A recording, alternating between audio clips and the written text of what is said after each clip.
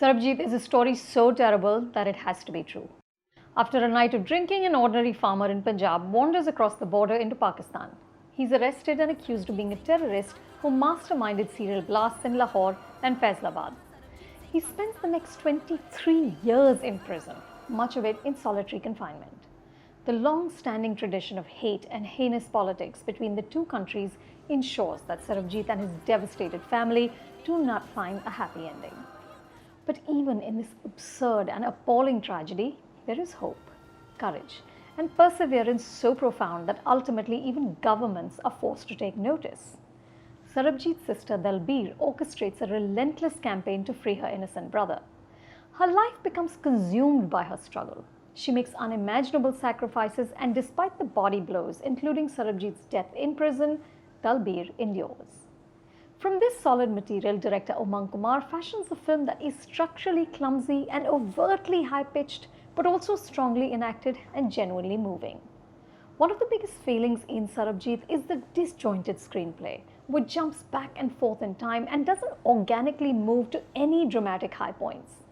Writers Utkarshini Vashisht and Rajesh Perry start at a high pitch and just stay there. And Umang takes it even higher by notching up the melodrama. The contrast to the horrors of jail is established by Sarabjit's happy early life. Essentially, lots of singing, dancing sardars and general merriment. The characters seem a compendium of cliches. Little about this scenario feels authentic. But what kept me hooked were the performances. A barely recognizable Randeep Hooda is terrific as the man whose one wrong move dooms him to hell, but his wretched conditions don't destroy his humanity. Richa Chadda is also excellent as his wife. She speaks little, but her eyes reveal an anguish so scarring that she seems almost numb. And holding the film together is Aishwarya Bachchan, who is both admirable and problematic. This is easily her bravest and most challenging role. As an actor, she has stretched herself to breaking. Aishwarya's biggest crutch has always been her blinding beauty, and she entirely lets go of that. There are scenes in which she impressively holds her own, but in places she's shrill and that accent just doesn't sit right. And yet, despite these bumps, there were many moments when I found myself tearing up. A sequence in jail with the family thoroughly twisted my insides.